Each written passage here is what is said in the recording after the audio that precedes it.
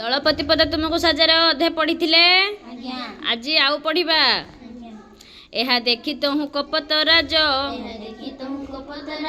मितंकु कहले विनीत होई परजांकु आग मुक्त कर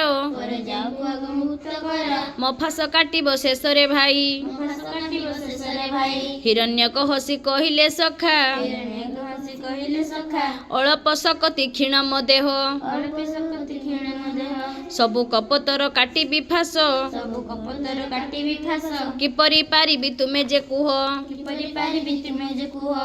तुमे दलपति बंधु मोर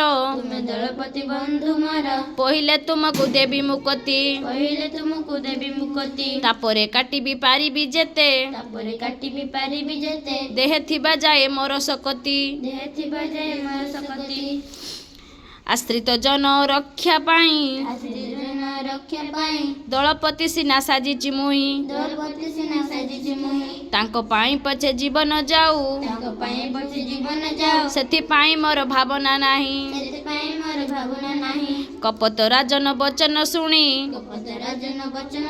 हिरण्यक हसी कहले तेजे आदर तुम धन्य सखा दलपति पद तुमको साजे।